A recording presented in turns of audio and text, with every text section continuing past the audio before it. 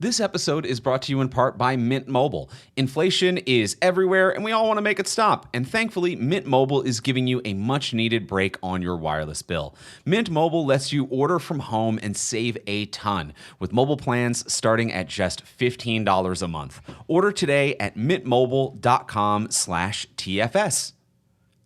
Hello and welcome to Talk from Superheroes. Hey everybody, I'm Andrew Ivamy. And I'm Diana McCullum. And you're listening to Talk from Superheroes, where every week we discuss a piece of heroic television or film. And this week on the podcast, it has been a while since we've discussed this. We said we wouldn't go back, I do believe. Oh, I think you're right. I think that is where we ended. I think we ended years ago, and at that point, I think there were no spin-offs announced or planned. I think at the time, the Fear the Walking Dead was on. Because they got in pretty early with that one. That's fair. They did have a spin-off, which is like a weird prequel spin-off. Yes. Because it's set before. And Yeah. So I think they had one. They had one. But yes, years ago, we covered The Walking Dead, which we said would be for the final time. Even though the show was not ending, we were just like, we're done. Rick's dying. We're out of here. When the end of Rick was the end of us for the show. We were Rick. Yes. Not that we were like ride or die Rick fans, but we were just like, this feels like a natural stopping point. It felt like a nice end for us. And you know what? I was proud of us. I frankly think it was a nice end. I think we did a good job there. But we're back at it. We're back on our bullshit. This week, we are talking about The Walking Dead, Daryl Dixon. There's not a lot that could have pulled me back into The Walking Dead, but I was like, I gotta see what just Daryl does. You know? Yep. Just Daryl? He's just so Daryl. Quiet. The Walking Dead, Daryl Dixon. The guy who doesn't talk got his own show. A spinoff for the quietest one. So we're going to be talking about the first 2 episodes of the season. So we've watched the first 2. We're going to talk about our initial impressions,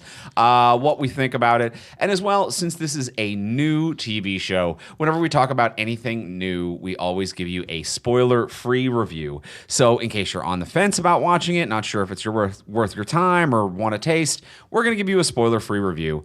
Then once you hear the theme music, that is going to be when we enter the spoiler-filled section of the podcast. So let's start out with the spoiler-free review. First 2 episodes so far, The Walking Dead, Daryl Dixon. Diana, do you like it? Jesus. How do I approach this? I'm not going to give it a like. I'm just going to give some information. I think that'll work. This is what I'm going to say. I love information. Here's some information. Checks and balances. Let's figure it all out. About The Walking Dead, Daryl Dixon. I think it's very well done. I liked watching parts of it quite a bit. I think it had some cool ideas. I think some of the stuff they did was neato-weedo. I think all the acting is pretty much all the acting is good. Looks really nice. I was really drawn in for a little bit of this. And then a thing happens, and now I'm furious and disappointed, and there's no way to enjoy it. So I guess I don't like it, but I want to be fair and say it is well made. It is. We're not going to give the spoiler, but it is wildly plagiarized of a very famous story. And it's very disappointing. It's infuriating the more it's revealed how plagiarized it is. And it's really upsetting. And then you're like, wow, you did make a pretty good show if you hadn't just stolen all these other ideas from other people. So yeah, it's disappointing, but I guess it's well made. So I'm not even I'd like it if it told a different story. I think it was actually quite good until it got to the point where it revealed what it was about. So that's kind of all I can spoilerly free say about Walking Dead, Daryl Dixon. I think that's a reasonable amount. Andrew, how do you feel about Walking Dead, Daryl Dixon? I'm kind of on the same wavelength as you. I did not enjoy this. I'm not going to keep going with it. No, we're done. I will say, to be kind to it, I will agree, it looks fantastic. Its budget is high. It shows it. It looks slick. It looks rich. It's visually just really well done, well shot, well framed. There are moments in this where I would say episode 1 alone has visuals that I'm like, these are as good as like the top 10 shots of the entirety of The Walking Dead prior. Yep. The Walking Dead had a handful of moments that looked good and had like some real nice care and love put into it. Like, I'm not saying The Walking Dead looked bad, but every now and then it would have a moment where it elevated. This elevates from the start and stays visually elevated. I think it looks great. I think that Norman Reedus really does embody this character well and is a very energizing job of a low energy character. Yes. Yep. He really embodies it. It's really captivating. He is a captivating performer of this quiet, thoughtful character, and it's something that not everyone can do. So I think Norman Reedus is phenomenal and absolutely captivating as Daryl Dixon. I think it looks phenomenal, and I think that the story is a watered down, very poorly executed with some occasionally offensive versions of a story that's already done. It is exactly a stolen, lifted, no creativity version of a story we've seen done better already. So I don't think that story-wise, I don't think there's any reason to watch this. I think that if you are a previous Walking Dead fan and you love Daryl and you love Norman Reedus, he's here and he's doing great, and he's doing the work that he's always done, which is really cool. He's really cool as this guy. Yeah, I will agree. I will agree with all of that easily. Yeah, like it's another reason it's so disappointing. Because I'm like, if this was a different story, I would keep watching this show. It looks great. Norman Reedus is great. I actually really like that it's set in Europe. There's a lot of cool, interesting stuff happening because of that. It's a cool show, except it isn't. Yes, I 100% agree. And if you're very curious what we're talking about, we'll get to the spoiler-filled section in just a moment. We'll get into that in the spoiler-filled section for sure. And can this be spoiled? Yeah. Yeah. Because we're talking around it, so I 100% agree. Absolutely can. There are two big twists, and it's also very similar to another property. So I think it can be spoiled. Well, there we go. That's The Walking Dead Daryl Dixon thus far. So I think we're both, our spoiler-free review is we're both just kind of like, meh, it's not really good. But if you like visuals and Norman Reedus, watch it, and it can be spoiled. Yeah, that's where we're at. Love it. I guess. I love the teamwork. I love where we're at. We're vibing. We're feeling each other. We know where we're coming from. We're vibing together. Yeah, we're bebopping and scatting, and it feels fucking fantastic. I'm bebop. You're scat. Yeah. Boom. That's doing it. Well, let's get into the spoiler-filled section, shall we? Let's talk about what we've been dancing around. Let's talk more about The Walking Dead, Daryl Dixon.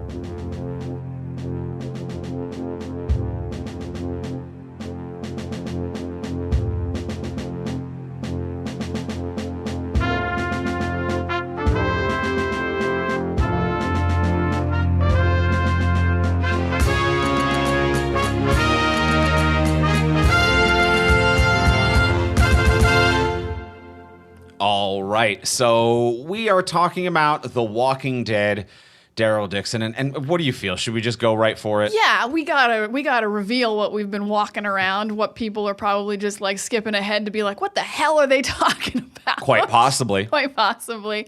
This TV show is absolutely a complete ripoff of The Last of Us to an infuriating degree, to the point we could not believe it. It's upsetting to be like, this isn't just parallel thought. This is you sat down while playing The Last of Us. You wrote down all of its scenes, and then you made your TV show. And you were in production of this at the same time that they were announcing The Last of Us TV show. The Last of Us was announced first. Okay, but I think they thought they could get away with it because they thought they were stealing from a video game and that they didn't think they were stealing from a TV show. But it's the exact same thing. It is the exact same thing on a bullshit type of level. Yeah, it's like they looked at Daryl and they were like, who's Daryl like? Joel from The Walking Dead. So let's just do that. Who is a quiet, grumpy, self-reliant man who children are drawn to, but he does not want to be the protector of them? What if he was forced to be the protector of them, to go on a journey that he has been assigned from A to B because they're going to be the savior of humanity?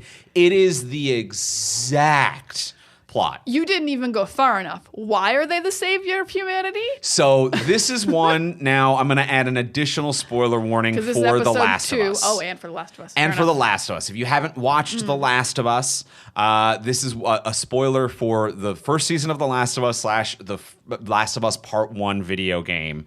But really, this is something they added for the show. It wasn't initially in the video game. But in the show, Ellie, the character played by Bella Ramsey, is immune to the virus because her mother was bitten during childbirth. Yeah.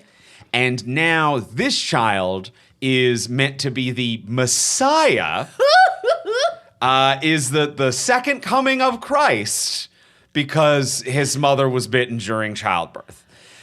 So it is a more inappropriate and annoying version of what The Last of Us is. Yeah, because The Last of Us here's a very reasonable storyline. She's immune to the bite because she got a small bit of it in her in the womb. Yeah. And okay, that makes absolute sense. This one is because this child's mother got bit while pregnant with him, he's psychic?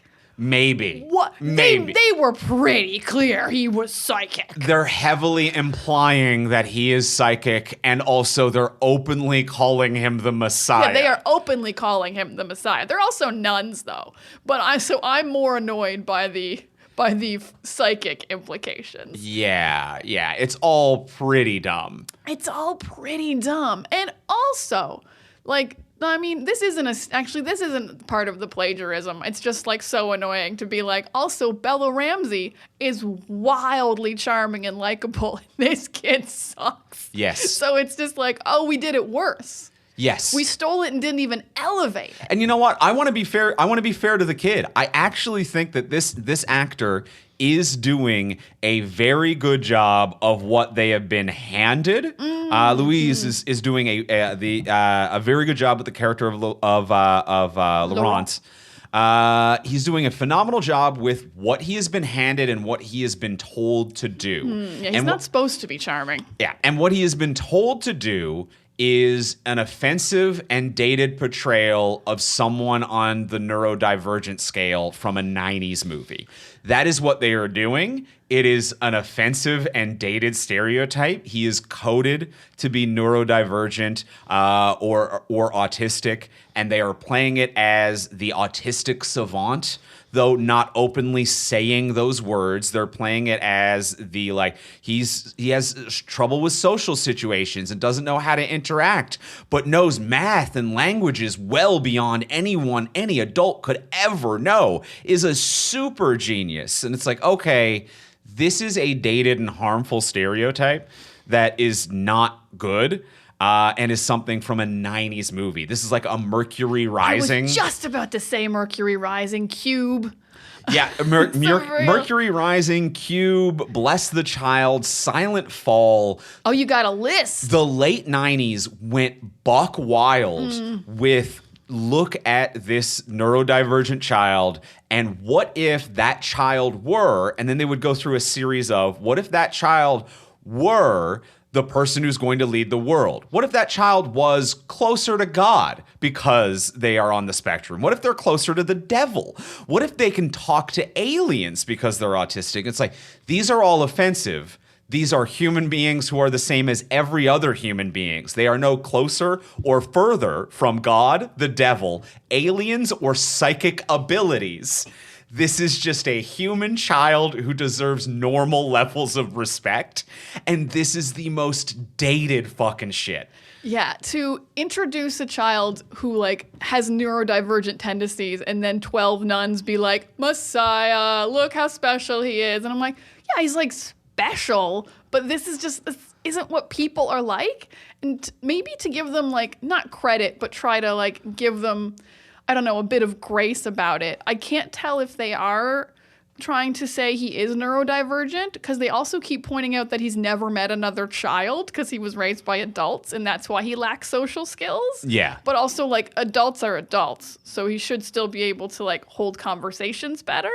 Like, it makes sense why he can't play with the kids when he meets them in episode 2, but he's still very awkward around adults. Yes. So And I think they're trying to have it both ways, where they're like, we wrote an offensive 90s stereotype of Rain Man, but we know we legally can't say that we wrote that anymore. Rain Man. So let's be very careful about not doing it. So, like, they did it, but they don't want to say they did it, and they're trying to have it both ways. And I find it offensive and stupid. Yeah, it's not great. And I also feel like you can kind of, like, think you can get away with it because it's like, it's the zombie apocalypse. There's no, like, therapists or, like, you can't be diagnosed with anything. They can just be whatever we need them to be. Yeah, not the Messiah. Not the Messiah. Here's the other thing that pisses me off about this plot line. So it's this kid who's been raised by a group of nuns in a nunnery who everyone, like, the rest of the world of this area of France is, there are, like, you know, mercenaries, I'll kill you for your stuff. There are kind of roaming, we survive on our own. Your typical eclectic group of post-apocalyptic survivors have all cropped up. And then there are the nuns who are like, we just kind of lock the doors and we make some crops and everyone's nice to us because we're nuns. That does seem to be what's happening with the nuns. This feels like some first month of the zombie apocalypse bullshit. Like, this is something The Walking Dead could do in season 1, and every zombie thing has done. Like, first week there is someone who's like, my spouse turned, so I locked them up in the bedroom because I'm gonna get them back. They can still come back. And in this show they're like, the priest might come back. We believe that there's a way for that soul to be redeemed, so we locked it up. It's like, you have an infected person on the premises, and this is like year 12.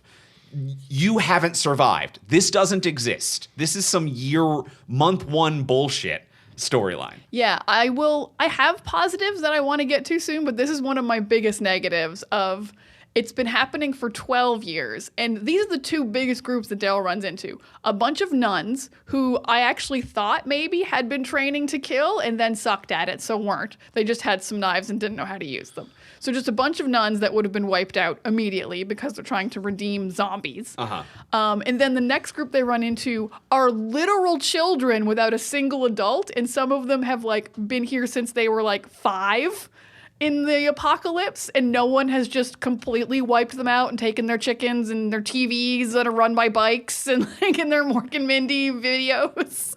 Like, no, none of you are alive. No. There's a group of mercenaries that are just taking people and killing people they run into. Yeah.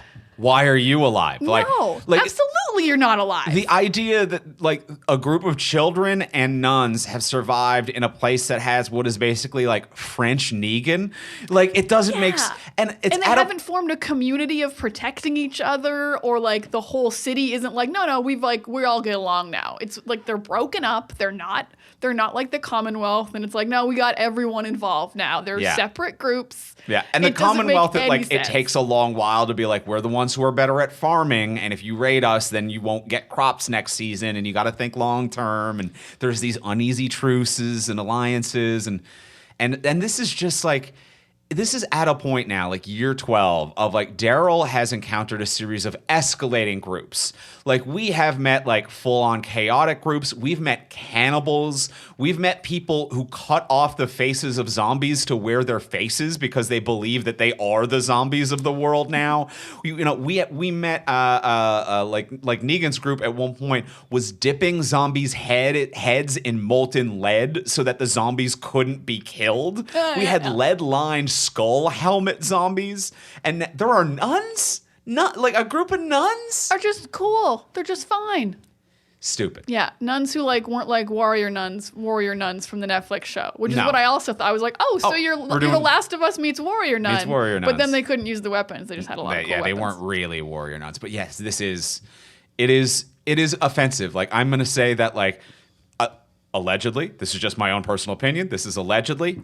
I think it's theft. Allegedly. It's allegedly theft. Legally, I can't say that it's theft. There are a million reasons why I can't just flat out say that it's theft. But one person's alleged opinion is that this feels a lot like it probably is theft. Here's what I'm going to do.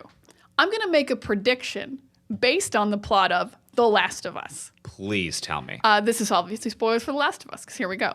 In The Last of Us, Ellie is immune. They find a bunch of scientists. Joel kills the scientists before they can experiment on Ellie. In the finale of this season, those people from the boat are going to find Laurent, and they're going to try to experiment on him, and Daryl's going to kill them all. That's going to be my prediction for the end of this season. I won't watch it, but I'll read up on Wikipedia what happens. Yeah. And if that is what happens, they've stolen from The Last of Us. For sure. I agree. Those boat people are definitely scientists looking for a cure who are trying to get their hands on this kid. Yep. Mm-hmm. Yep. 100%. And Daryl is going to learn to love the kid. Of course. And came here to find hope. And the metaphorical hope that he finds is in himself as a father figure. Yeah, which is like a thing he already knew because he raised Judith after Rick died. Yeah. But what are you gonna do? But they're just doing The Last of Us. Just doing The Last of Us. Embarrassing. Embarrassing, infuriating. Mm-hmm. Should we move on? Yeah. All right. Yeah, hit me with a couple of your positives. You said you had some positivity. I do have some positives. I love that this is set in Europe because I didn't realize of how different the apocalypse is when you are in a country with extreme gun control, unlike America. Sure. America, there's so many guns that everyone, even 12 years later, has AK-47s and bullets and whatever. France has gun control, which is why everyone just has like old medieval time, like you have to like put a bullet in it with powder. They're rocking blunderbusses. Yeah, they've got fucking bayonets and shit. And I actually really like that as like, it's not just gonna be like guns all the time. This is a very like, it feels medieval, but like it's not in a dumb way, in a way of like, yeah, they just don't have guns here. I mean, I think they are going for a medieval vibe. Even when you look at like the font of Daryl Dixon in the title, it feels like Assassin's Creed-y. I was gonna say like Bloodborne, the video game. It's this very like gothic font, but I can see Assassin's Creed vibes too. I guess I get Assassin's Creed's vibes just because it's like a man who I think of very modern because he's from America, and then he like is suddenly in Europe. Oh, okay. And he's like, there's blunderbusses here, and I've got a fucking mace. Yeah. Not like pepper mace, like a the mace. swinging ball with spikes mace. Which he thinks is cool, which I love. I love that he's into it. I love that he thinks the weapons are cool. So I'm really into like the medieval like vibes of it. Like it's not gonna like we're not gonna have like cars that we have gas for. We're only gonna use because they even have cars and motorcycles and everything in regular Walking Dead. And they're just like, no, it's horses and mules, and I think that's fun. I agree that it's fun, and I think that like it shows that like I haven't looked this up to be certain, but I'm like, I guess they filmed this in France. They did film this I don't know in France, but in Europe they did. Okay. So I don't remember where, but I did look it up. Because it even shows just in terms of like the varying geography, which I think adds to why this show looks really good, and also why this show is just kind of visually more interesting in that regard, where it is not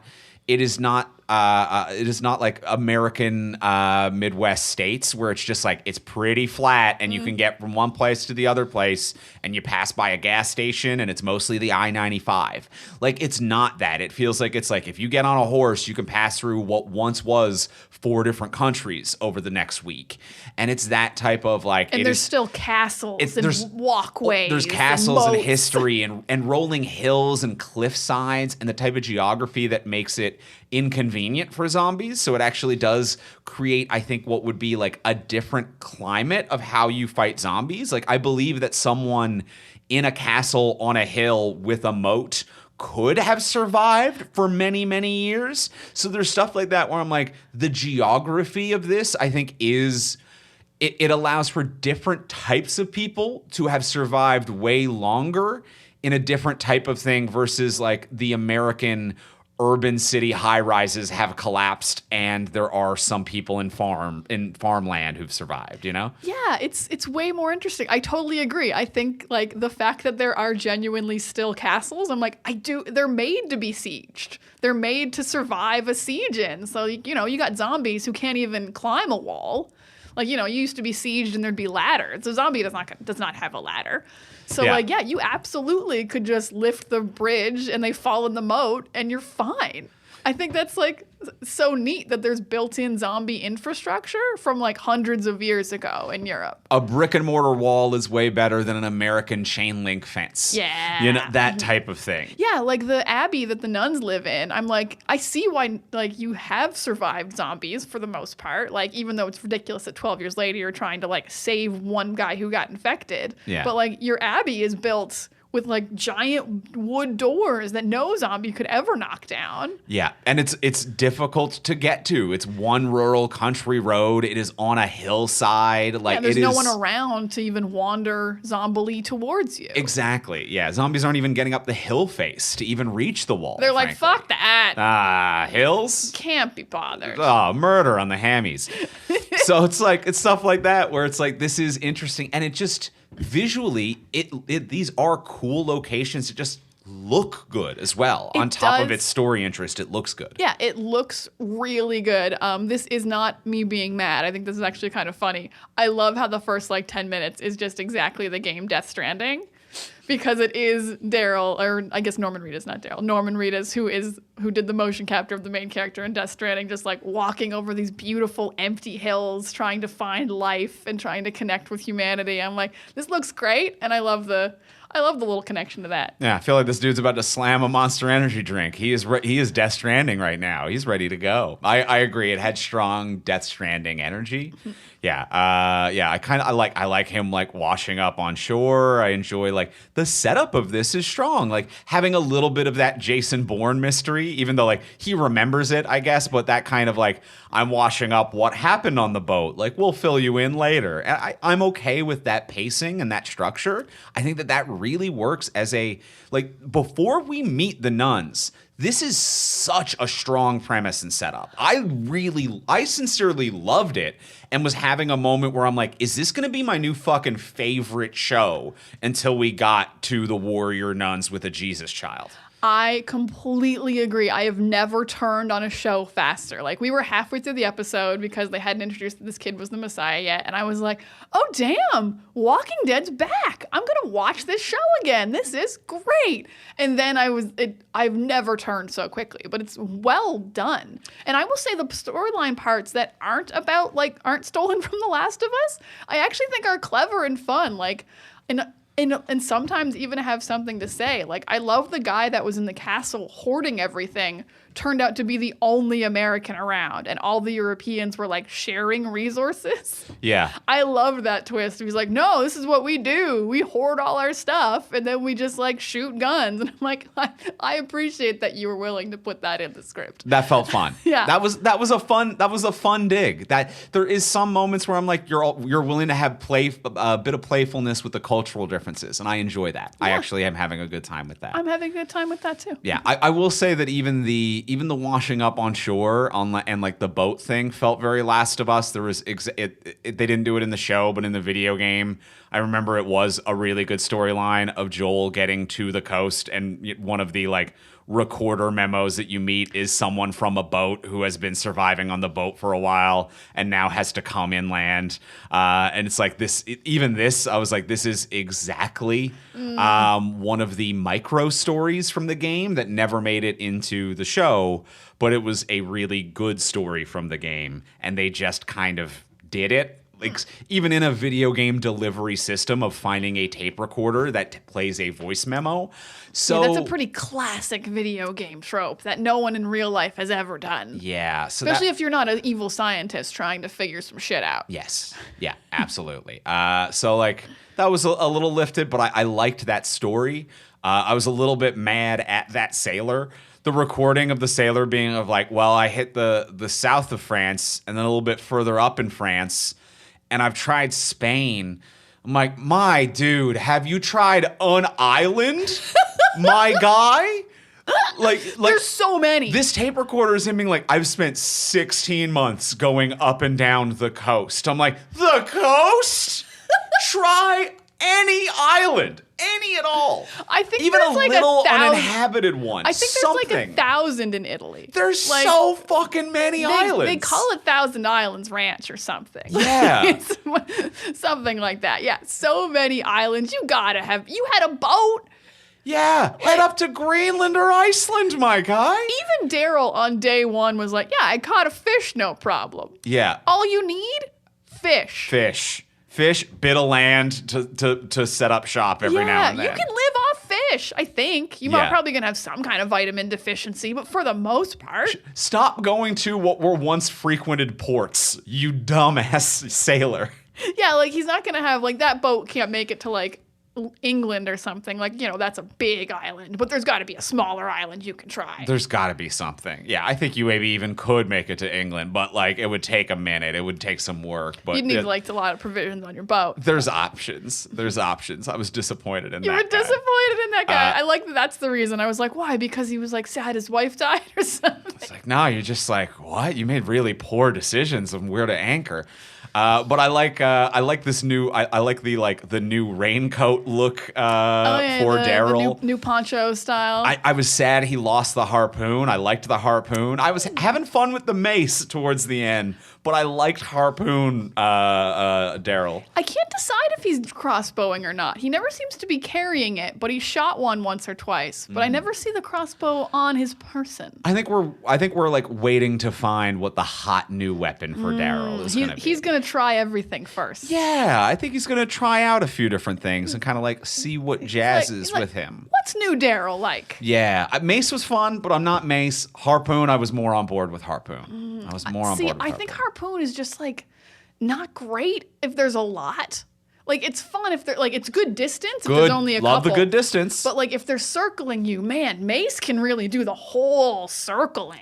See, I like that. I feel like with Mace, you're gonna hit one, it's gonna get wedged, or it's gonna deflect and bounce in a weird way. I think you're likely to hit yourself with a mace. I mean, I feel like you're 12 years in and most of the zombies are really fucking broken. I think you're gonna go through the skull pretty easily. I wouldn't do it on a fresh one. No, you're right about getting stuck in a fresh one. You're gonna get stuck in a fresh one. You're right. Harpoon is good because it'll go straight through the eye and come out. Yeah. And if he's up and close though, he's got those quick little stabbies, those little underhand stabbies. We love a Daryl like crouch stab. It's one of our favorites. We've loved it for years. Dies for a little bit of the like knife facing down, the little like stealth kill. I will just like tangent for a second. There's a very early episode. It's when they first find the prison. It was the prison year. The prison year, and they've just met the prisoners. And Daryl is like creeping up, about to kill them, and then Rick gives him a little head shake, like no, and then he creeps back. And we've loved that scene for years. He doesn't like stand up and just be like, oh, he like creeps back into the shadows in the same stance. He maintains being hidden. Like he was about to kill like a dude. Like a D&D character in hidden mode. I was just about to say, it is exactly a D&D campaign where Rick is the guy who's like, I have high charisma. Let me see if I can solve this with charisma. And Daryl has cast like Pass Without a Trace and is like completely invisible and is creeped up and is about to do the stealth when Rick is like, I think I've got this now, and creeps back out. Yeah, the prisoners never had any idea they were moments away from death. Yes, they were. It was a wonderful scene. Really good stuff. Well, love to see him still doing it. Love to see a little sneaky with a knife for Daryl Dixon. Well, let's take a break in today's episode and thank our other sponsor of today's episode. We want to thank our friends over at tpublic.com. Oh, tpublic.com. I do want to thank you because I have so many wonderful t-shirts and tank tops from you with wonderful designs made by indie artists who are getting a fair commission from their work. Absolutely. And because these are indie artists, you are getting cool, unique, fun designs. Like one that I am vibing right now is My Job is Beach. And it's just a fun pink vibe. It's got a surfboard with a K on it. It's just like a nice, that kind of like vacation-y palm tree silhouette kind of beach photo. It's just My Job is Beach. It's just a fun It's a fun design that I'm vibing. We'd all love our job to be Beach. I'd wouldn't love we? my job to be Beach. That's a real fun shirt. My shirt this week is a Loki shirt. Loki's coming out soon, season 2. It's a really fun, like, neon green Loki silhouette. And then it says believe, because Loki always wants you to believe him. But the L-I-E in believe is, like, slightly different color because he lies. Because he lies as well. It just really captures the character so well. Like, it's what I love about TeePublic shirts. Like, fans make these shirts. Like, they love Loki. They understand him. Here's a really cool, like, interpretation of him with several layers on it. I think that's really cool. I think that is cool. And also, I'm going to throw out there, just because I've been vibing it this week, I love that there's different cuts of t-shirts and stuff on teepublic.com. Oh, yeah. I've got, like, the V-neck for a lot of my shirts. So much room for activities. So comfortable. So good. I'm a V-neck fan myself, but they also have the crew neck. They have the they got all the baseball tee. necks. They've got, like, the tank tops, the racerbacks. All your classic necks, they've got it going on. All just well made, well priced, shipped right to your doorstep. So if you want to see either of the designs we just mentioned or have ever previously mentioned on the podcast, and as well other designs that we just think are cool, we've put those in our storefront, which is one convenient place to find everything. And if you shop through our storefront, you support the artist who designed the shirt, and you also directly support this podcast. So head on over to teepublic.fromsuperheroes.com. That is teepublic.fromsuperheroes.com. And thank you very much, TeePublic, for your support. Thank you so much, TeePublic. And now back to The Walking Dead, Daryl Dixon. Daryl Dixon. Here's the thing about Daryl Dixon that I honestly don't know how I feel about. Kids love Daryl. Kids fucking love Daryl. This has been a thing, I think, for, like, the entire show, because Carl also thought Daryl was cool, and Judith thinks Daryl is cool, but, like, and, like, this kid that he's helping thinks Daryl is cool, but to show up at, like, an orphanage school full of, like, 50 kids and every child to be like, fuck, Daryl is so cool. He can't speak French and we love him. It's quite a flex. This dude's a classic Mork. He is so cool. We know 2 cultural references. It's- Mork and Mindy. And this dude's guy's a classic Mork. I think we're putting words in the kids' mouths. Yeah, we are at this point. We are at this point. But they do love Daryl. They do love Daryl. And, like, yeah, I don't know if I think I'm like, shit, more kids. Because, like, God, there was already one. Yeah. But it is very amusing that, like, he doesn't even dislike kids, but he doesn't seem to like kids. He's got the weirdest kids vibes. Well, I think the reason why kids like him is that he does not care about kids. There is only survivors. And so he treats all kids like adults, which is an inherent thing that kids want. Kids like that. And kids like that in small doses. You actually need to curb that, but in, like, the, like, cool Uncle Daryl comes to town type of way. He let me have a sip of beer. Yeah, he let me have a sip of beer and said I should carry a knife. Like, it's that type of a thing. So, like, I think that there is that where he doesn't talk to kids like kids, which is inherently appealing to kids. And he's also just kind of tired and over it, which just generally always has that cool guy energy that just draws people to you as well. So, like, I think that brings people towards him also. Yeah. It's kind of like how, like, cats will like the person who doesn't try to pet them. Yes. Yes, Daryl Dixon's a cat. Oh, Daryl's the cat. I thought the kids were the cat. Oh, are the kids the cat? I think Daryl's just Daryl. Oh, Daryl's the dude that cats like, though. Yeah, Daryl is the dude that cats like. Yes. Cats and kids. Yeah, okay. Daryl Dixon, cats and kids. Yeah, no, this does make sense. Yeah, kids love the shit out of him. It's just interesting. He's a likable guy. I understand He is likable. Like, yeah, they do, for a guy who doesn't speak much, as we said earlier in the spoiler-free, like, he is really crushing, just, like, being charming and captivating and wanting to see him. Like, yeah. Just, like, the speeches as Father Daryl drinking the soup bowl, like, impolitely, but they're like, Americans. Yeah. And they're kids, so they're like, we like that you slurp the soup bowl or whatever. Yeah. We'll all slurp the soup.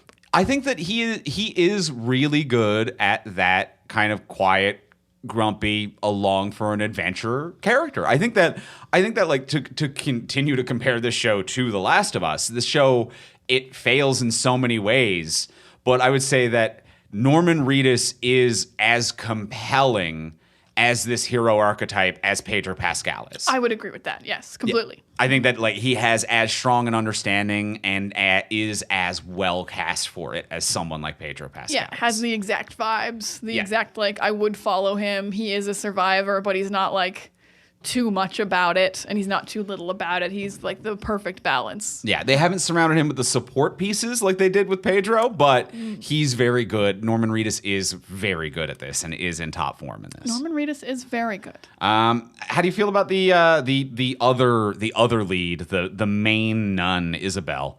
I mean, I guess she's fine. I don't really I kind of feel nothing for her. I don't like or dislike her. I'm like, yeah, she's certainly there the whole time, translating for Daryl. Yeah, it is getting a little contrived how everyone speaks English. Oh boy, I am all 50 of those kids. Everybody. Here's what I really wish they had done, just to tangent slightly. I really wish all of those kids literally only knew the English from that Mork and Mindy episode. And so they're like, we have a limited vocabulary, but we have nailed certain sentences. Right. Whatever sentences appear in this one episode of Mork and Mindy we got those down. Yes. That would have been a really hard to write, but very interesting episode. Yeah, I get that. That would be like a contrivance that would be kind of off the beaten path enough that it works, but the amount of, there's only so many times you can have Daryl walk up to someone and they're like bonjour, and then he says nothing and they're like American, hello. It's like, no, we can't. If we're 2 episodes in and we're already over it and it seems like he's going to meet a different group every single episode. Yeah. That's going to get actually, I mean, maybe this isn't fair to say. I don't know how many people in France all usually speak English.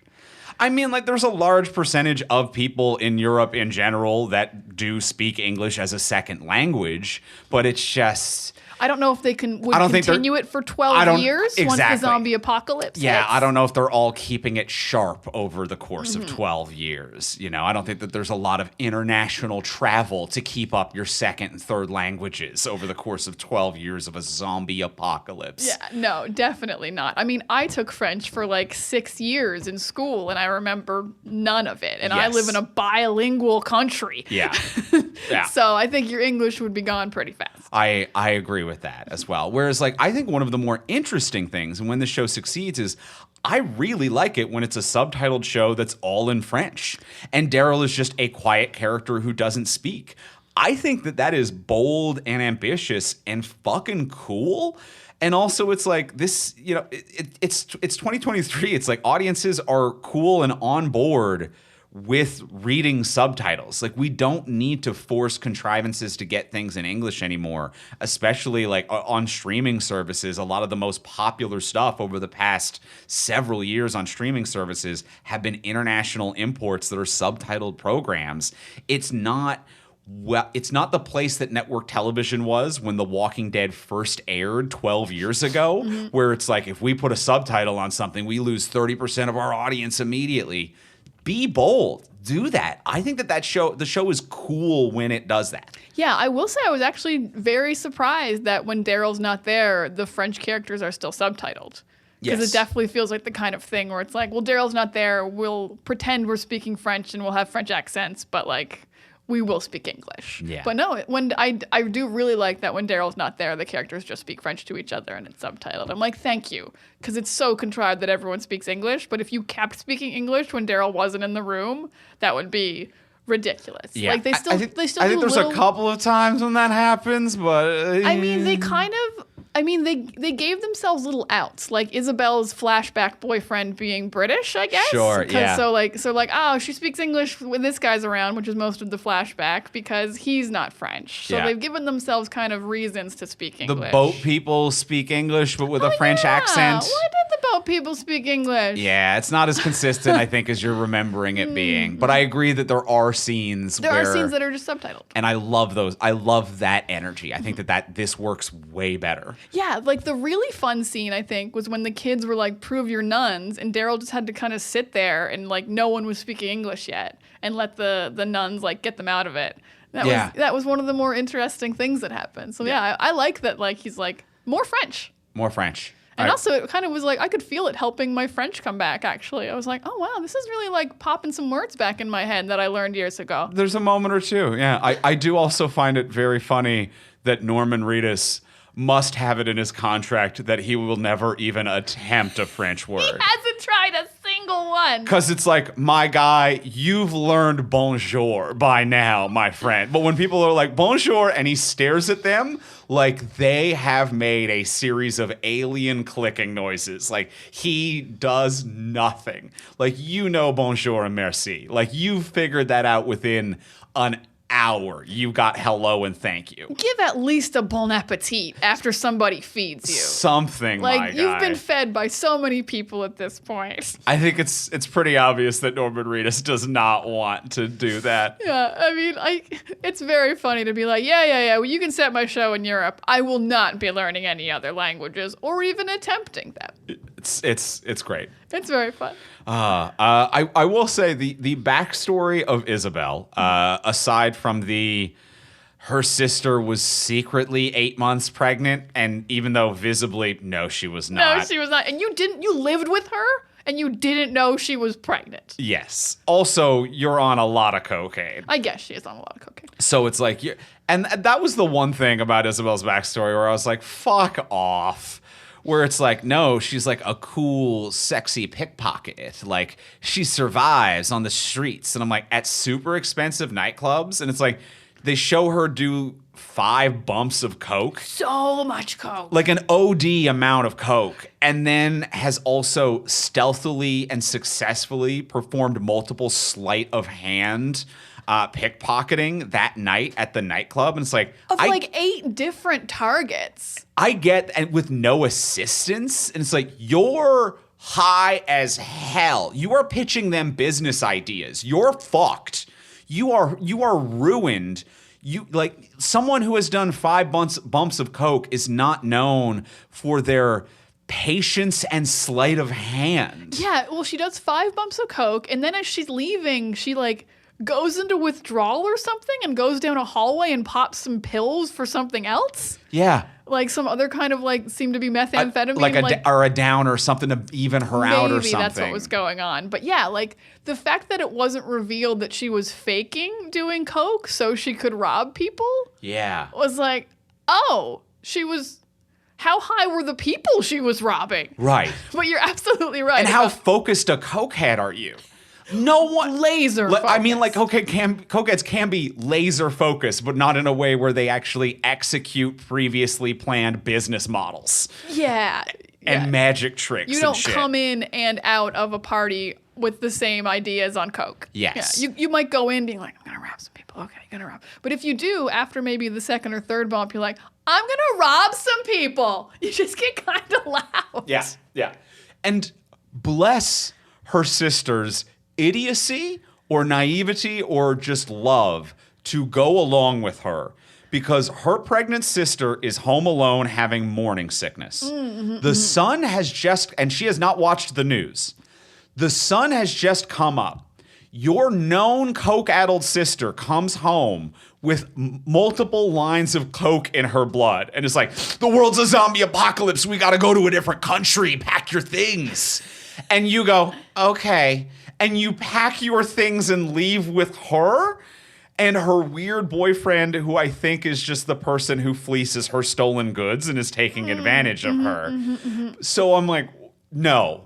If someone comes home at the crack of dawn after an all-night drug bender and is like, we need to go on the lam because of the world's virus, we're not going. We're not going. The things that would have been acceptable if she knew it sounded crazy and she was like, we have to go, a guy caught me stealing from him and we are in danger. Like, you got to do a lie. You can't be like, because I thought the sister also like did a lot of drugs and that's why she was messed up, or I thought she was already infected. But then you find out she just has morning sickness. So you're like, oh, so you are in your proper mind. Yeah. You have nothing going on like to affect you at this moment. And you were still like, okay, all right, sounds good. Yeah. My crazy sister just came home at dawn and told me to pack a bag. Okay. No, dog. You are a prop of a human being. You are a just plot device. Like you. Yeah, this poor woman. Yeah, she has no agency or decisions or narrative. She is literally just a plot device. Yeah, she kind of feels like how who's the, oh my God, what's her name in Terminator? Oh, Sarah Connor. Sarah Connor. Yeah. I was going to say Linda Carter. Oh, that's who plays Linda, Wonder Woman. you're thinking of Linda Hamilton. I'm mixing plays so Sarah many people Connor. together. Yeah. Sarah Connor in like the later Terminators is like they just want you for your womb, and this is kind of feels like that. Like we just needed someone here to have a baby. Gotcha. Yeah. No, those kind of vibes. I can see that. And also, hey girl, why haven't you told this kid you're his aunt? Yeah. What's with this whole he was an orphan dropped off thing? Literally every nun who lived here knew. Yep. That was your. Everyone knows. Why would you not admit that? Nuns are allowed to have nephews. That's not a thing that goes against any religious tenet. And obviously you weren't even a nun anyway to begin with. But even once you nunnify, you're allowed. Nephews are cool. You're allowed to have nephews. People have families. Yes, yeah, people are 100% allowed to have families. None of it makes sense. And also, why are these nuns going along with your stupid idea? So this woman shows up, her sister gives birth, and then at some point down the road is like, by the way, my nephew's the Messiah. And all of these nuns are like, cool, we agree. See, this is where it's clearly they've made him actually psychic. And they've convinced themselves because he actually says lines that Daryl's been thinking for people told him in America. Yeah, he drew the photo of Daryl arriving, which was a shit photo. Fuck that photo. It wasn't a good photo, but it clearly showed what was gonna happen. I think the show has full gone in that he's psychic and he's proven his psychic abilities to all of these nuns. So they're like, yeah, that's all Jesus. Right. Yeah, that's fair. So I get why the nuns are down. Okay. Mm-hmm. Okay. I understand that. You're right. You're right about the saying stuff that he's heard, and this kid's probably been doing that type of stuff at the he's been doing it to everybody. Yeah, he's been doing his little tricks. I really do think that photo was trash, though. You're a non-believer in Laurent? The photo, it is a crayon drawing of a wet man, and you live on the coast, my guy. There's gonna be wet dudes. Most of the men who have come to that nunnery at some point have been wet. Yeah, and you know what? Here's the thing that actually would have been kind of interesting. If he drew him with angel wings, like his vest. Oh, very interesting. I think I would have gone that route of he draws angels because he lives in a church, and then he's it looks exactly like the wings on Daryl's vest. That's interesting. I got cool ideas. See, yeah, you make it more interesting for sure. Mm-hmm. I agree with that being a more interesting way to do it. Oh, I have a trope that I hate that I want to get into, and it's a Walking Dead all the way through trope. Oh, I wonder if we're gonna have the same thing. Oh, do you have a trope? Yes. But I have a trope. Hit me. Okay, my trope is they have limited resources because it's the apocalypse. Your sheets, your stuff, everything you have. My trope that I hate is when someone dies and they do that thing where they stab them in the neck so they won't turn into a zombie, but they do it right on a perfectly good pillow. This really bothers me. That pillow's gonna be covered in blood, totally ruined. You put a bag down, you remove the pillow, you pull the sheets. No one ever preps the kill of unzombifying somebody. And it's been bothering me for years, and I needed to get it off my chest because I did it several times here. It's not the trope I was going to say, but I 100% agree. Pillows are worth their weight. And pillows are literally worth their weight in gold because they don't weigh much. You could probably trade it for gold pretty easily. But you know what I mean. Pillows are very valuable. Yeah, and they get beat up. You can't make new pillows easily. You could maybe shove some sheets into a bag and that makes a pillow in a way. But also you're ruining the pillowcases. You're ruining clothing you can use for other stuff. And it's infected with zombie blood. You don't want to wash it and reuse it. No. Yeah, a table you can wash and reuse. You clean the floors, but a pillow, you're not putting your head on that pillow again. No, that pillow's gone. Pillow's gone. So that's bothered me from day one. 12 years of doing that, you got no pillows left. Yeah. You got no pillows, you got no sheets, you got no cases. You got nothing. Furious. See, I love this. I agree with it. It wasn't going to be my trope. My trope was going to be, and I wish I could remember what stand-up comedian I've heard do a bit on this. I don't mean to steal another comic's bit. I know that I am not the first one to think of this. I know another comedian has done this, and I'm sorry I don't have the citation for it. But it was a bit about the fact that they can't keep coming up with new words that aren't zombie for zombies in zombie shows and movies. Where it's like, it's getting exhausting. And it was a comedian's bit to be like, it's getting exhausting to watch the 83rd zombie show. And it's like, oh, here they come, the zigzaggers. This is what we call them for how they zigzag. And when Daryl arrives, the French, I forget what it was, but like French people have a different word for them. The hungry ones? Or whatever the fuck. And it's like, no, stop. Stop. I'm not going to start calling them the hungry ones. Stop this. This is stupid. Stop it. Stop doing this. How have we not just agreed on walkers? Like, if you don't want to use the word zombie, that's fine. But walkers is a totally acceptable, workable word. And I totally agree. Yeah, and Walking Dead's always been the worst for it. And they actually, I feel like, have like played a little game with themselves, because literally every time Walking Dead would meet a new group, the group would have a different word. Like, it wasn't even walkers all throughout Walking Dead. It would be the amblers, the ziggy zags, the hard to get up the hills, the eat your faces. Oh no. Here they come, the shamblers. Yeah. Like, what are we doing? None of you, like, once you get past like the third obvious word, no one's using that one. Yes. There's no way a lesser word catches on. Yeah. Or you should meet groups and they're like, oh, walkers is a way better word. And then we get on board with one thing. And it's one of those things where I'm like, I know that at some point in a writer's room, there was an argument to be like, but it's very realistic. In a world without internet and communication, all of these individual communities would come up with their own words for it. It's very realistic. And I think it is. I think it is very realistic in a way that's idiotic and distracting. Yes. It is a world where the dead come back to life and bite you. We don't need to be realistic for cultural slang terms in cut-off communities. Yeah. We don't need to do that. Pick a word. It's a fantasy show with some made-up science fiction shit. Just call it one thing. This sucks. I would hate to see the wiki entry of alternate names for zombies. It's gotta be wildly long. Yeah. Yeah. And they're just zombies. Yeah. So that was my trope that I wanted to bring up, but I also love yours about pillows. You gotta conserve resources. Yeah. Oh, it didn't come up in this show, but I think the final the final zombie trope that has always bothered me is they did it a lot on Walking Dead when it was like, burn the zombie bodies, but we bury our own. And it's like, no, people get cremated all the time. You can kind of just cremate a body. And it was like, they literally like kill themselves digging 83 graves that day in the Atlanta heat. And it's like, well, it's what we gotta do. No, you can just cremate somebody. You're all trying to live. Things are nuts. I'm absolutely cool with being cremated. FYI, zombie apocalypse. I honestly don't even care. Yeah. You could do nothing to me. Make sure I don't zombify. I do not want to be a zombie. I agree that I don't want to be a zombie. Do not want that. Once we're beyond that, get the fuck out of there. Do whatever you gotta do. Shit to do. Yeah. I'm gonna leave a big note on myself. Yeah, that you do whatever you gotta do. Don't bother burying. Yeah. Don't care. Take the stuff that I had on me. Yeah, there's a sandwich in my pocket. Yeah. It's good. Yeah.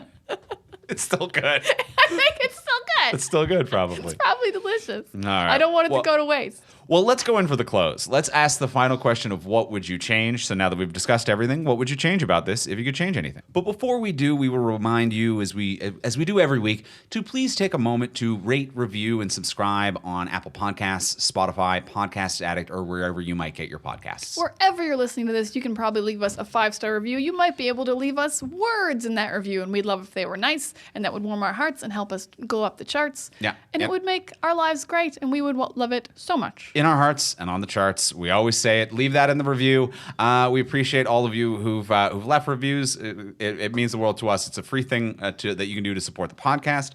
As well, if you do want to support the podcast monetarily, you can do that over on Patreon. Patreon is a monthly subscription service where you can subscribe to the online content creators that you know and love, and you'll get cool bonuses for doing so. Very cool bonuses. At the $1 level, you get our webcomic Text from Superheroes a day early. At the $3 level, you get this podcast ad-free and early. So if you needed to know very early whether to keep watching Daryl Dixon Walking Dead, you would have known much earlier in the week. Yeah, you could have avoided watching episode 3 or whatever might have helped you out. We could have saved you. We could have saved you hours of your time. So you get it early and ad-free at the $3 level. At the $10 level, you get an exclusive and bonus episode of this podcast every single month that's available only to our patrons. And when you sign up at that level, you get immediate access to the full back catalog. So there are hundreds of hours of bonus content just sitting there waiting for you. Just waiting for you. It's movies we've never covered on the regular podcast, ad-free, just plenty of fun. Plenty of fun. Just loads of fun over on patreon.com/FromSuperheroes. So go check it out. I realize that everybody's budget is different. If you're a regular listener but you honestly can't afford it, we appreciate you listening every single week. If you have so much as $1 in your budget, those add up and help us keep this network running and keep this our full-time job. And whatever you have, check out what is available on our Patreon page. It's over at patreon.com/FromSuperheroes. That is patreon.com/FromSuperheroes. And thank you to all of our current and our future patrons. Thank you so much, patrons. And now let's ask the final question of what would you change? Diana, what would you change? I mean, it does. I don't really know what I'd change it to, but it seems wildly obvious that I wouldn't just plagiarize The Last of Us. It's the biggest change. It's most of the show. I would say at least 50% of the show is The Last of Us storyline, but like the rest is very salvageable. And if this just was Daryl trying to get home and meeting different groups along the way, and maybe these people just like, there's not a Messiah child, and they're just like, man, we would like to get to the other safer church somewhere. And he's brought them along with him because they know the way and he can just get them there safely. And there's no plot about a Messiah or a cured kid. I think this would be like a really fun, well-done show that like, it's got great zombie kills. It's got a great performances. Like we didn't even talk about the zombie kills, but they're fun and they're different. They got acid zombies for some reason. Seems unlikely that those zombies would survive what was happening there, but what are you gonna do? So yeah, I would just don't plagiarize The Last of Us, make your own show, because I'm even intrigued by like the boat people and what's happening there. Like I like all the parts of this show that aren't taken from The Last of Us, and I could have really enjoyed it and put it on my to-watch list going forward. So my biggest change is Daryl's just trying to get home. Dude just wants to go home. Andrew, what would you change? I love that. I'm 100% on board with that. Let's not plagiarize it. Plagiarize Last of Us, and Daryl just wants to go home. It's obvious, but you're right. My big change is that I think where the up to the point that I liked, and this is where I was like, this is the premise of the show, and I want to see more of this. I agree with you. The show's visually good. It has some cool zombie kills. I'm with Daryl. I like the setting of Europe. I think it's visually more interesting. And like being in France, it's fun. I really liked it when he met the first two people that he met, that woman and her father, who don't come up in episode 2. And I'm like, is that woman still just out there? Like the father's been killed, but what's going on with this woman? Yeah, they let her live. Because she was really interesting a character. She ruled. She fucking ruled. And I was like, oh, and that was the last moment, I think, like before the nunnery. And I was like, if this is the show, this slaps. Yeah, because she was like charming and interesting, but like ruthless, but also didn't kill Daryl because he tried to save her. I'm like, oh, you have so many layers happening. And I think that would have been such an interesting core component to the show as well, is using the language barrier as a narrative device rather than writing around it. Rather than having every second character to be like, bonjour, oh, American. Instead of doing that, having one woman who speaks English and having Daryl have to trust someone, and trust being the most difficult resource that you can come across in this world, to be like in America when everyone was speaking English, knowing whether or not you can trust someone when you meet them was the most difficult thing to overcome. But to be like, I now have to take this woman's word at everything and her interpretation at everything, and we as an audience could know what Daryl doesn't. I really would have liked a show that was only French speakers, except for one woman who Daryl was forced to trust, and what that would imply. That's such a sticky premise to be like, in a world where trust is the hardest thing to find, but you're forced to put it in someone who betrayed you the first time you met, but then he has to go on the road with her. And she is a better actor, a better character. She is electric and like has lost her father now and is grieving and is a survivor and powerful. Like, this woman is France's Daryl Dixon, and I fucking love her. And she disappears. That was the show. That's my big change, is that he meets her, and the two of them is the show. That's the show. I love that change. Yeah, that would have been a wildly interesting. Like, we would have loved both main characters. It would have been wildly dynamic. Because, yeah, this actress was incredible. The character was so layered. And you're right, that would have been very interesting for Daryl, because, like, he'd have to, like, you can't really read people if you don't speak their language. Like, when you're speaking in broken English, you can't be like, oh, their voice got tight and like their eyes were twitching. It's like, I don't know how to even like tell if these people are lying to me. Yeah, that's wildly interesting. And like, because like, it was so easy to trust the nuns because like someone hauls you home and like tends to your wounds. Like, they're clearly not going to kill you. Yeah. Someone keeps you from dying, then you know you can trust them. But yeah, this girl had so much going on. Yeah. Yeah, to be like, can you trust? And that's conflict. Story is conflict. Yeah. And that relationship has conflict in a way that is tense and interesting. And there's so much to work with there. I really wanted her to be the main driving force of Daryl in France. I love that change. Excellent. So that's what the show's about. That's what the show is incredible. About. Yeah, it's about the two of like her grieving her father, trying to find something, and him trying to find something with someone he doesn't know if he can trust. Yeah, and now they're probably both on the run from those Guer military guys. Yes. Yeah. You're on the run from the military together because of this whoopsie or whatever, and that's the thing.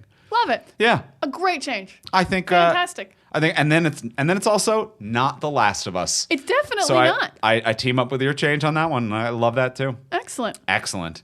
Well, I think that's going to do it for The Walking Dead, Daryl Dixon. That will do it for us on that show in many ways. Absolutely. We're done with this. I look forward to reading a wiki at the end of the season to find out what the last few episodes were about and if it continued to just be a thing that already exists. But we are going to be back next week on the podcast, and we are going to be talking about The Creator. The movie. New film coming out. The Creator is what we're going to be talking about next week on the pod. In the meantime, if you want to get a hold of us, you can find me. I'm on Instagram, Threads, and Blue Sky. I am at Ivimey, Ivimey. And me and my friends are over on Tumblr at Words of Diana. And you can find both of us at From Superheroes most places, as well as FromSuperheroes.com to check out all the podcasts on the network and everything that we do and create. And we will talk to y'all next week. Bye.